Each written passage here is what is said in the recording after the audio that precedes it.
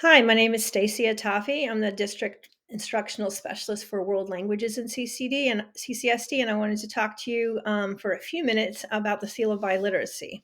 I'm sorry I'm not able to be there in person, but hopefully you'll find this short video helpful and give you lots of resources to use with your students.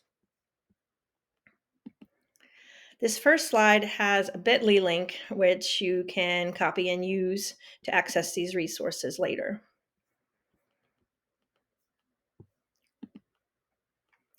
So we say biliterate instead of bilingual frequently now when we talk about the seal, because we really are focusing on the literacy piece and being able to proficiency read and write as well as speak and understand another language as well as English.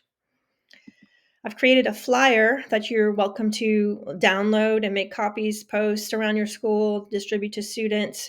I tried to put all the important information on one page.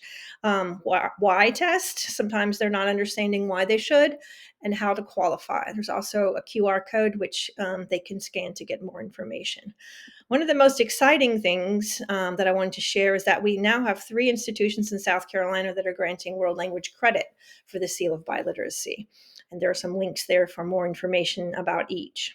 So that's super exciting. When students receive the Seal of Biliteracy, they get a certificate as well as a letter from the state and a lapel pin to wear at graduation. We have the certificates are embossed with gold, silver, and bronze, depending on their proficiency level, as well as the pins. So that's kind of cool. They get some bling. Last year, we tested 20 languages, which are listed here, which is really cool. We do have the ability to test more than this. These are the most common, it seems. So I can help you out if you have something you want to ask about. Last year, we had 178 total seniors who earned the seal, number one in the state. Most of them were silver and bronze, but we did have 10 gold. These were the languages that were tested in which they received the seal.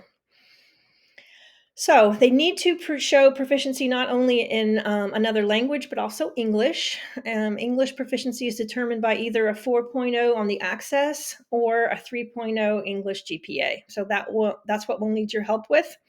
And then the stamp test that they will be taking is what determines the intermediate mid-level of the language they are testing in. We already test all of the students enrolled in world language classes now that are offered for high school credit, so 8th grade and up. We will be able to identify those students with their scores, but we need some help in identifying and testing other juniors and seniors who may qualify. The testing window is coming up in April. It's the 3 weeks after spring break. We have a pretty large window, and we will need students to use this application form to register, and you will be the ones who can advise them about whether or not they may qualify. One of the things that they sometimes struggle with is the writing portion. So their writing portion needs to be an intermediate mid. All 4 parts of the test must be intermediate mid minimum. Once they fill out the form, I can generate test codes that will be sent to whoever is administering the test in each school and for each language. Some test questions that come up. They will need Chromebooks and headphones with mics in order to test.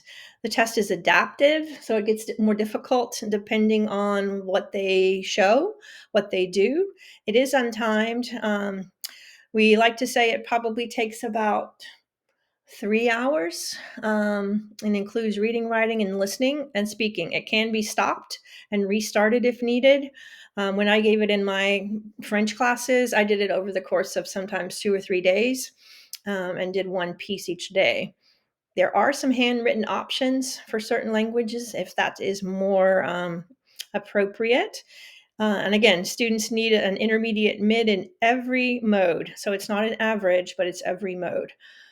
Here on this next slide is an example of what intermediate mid looks like, in case that's not a familiar term. It's the actual proficiency scale. So an intermediate mid student is also, this level is what we consider workplace level language. Students should be encouraged to show off what they can do, to push themselves, to be creative, but not to stress out about potential errors. And finally, there are some links on this last slide for your use. There's some sample tests students can take, and I would encourage them to try the sample test just to get an idea of what it's like. They will not get a score, but it is a good feel for the test. The link to the flyer, a sample letter if you wanted to use it as an invitation to test. Those are just a few things that I have for you.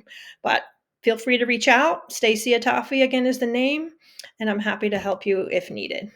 Thanks so much for your attention.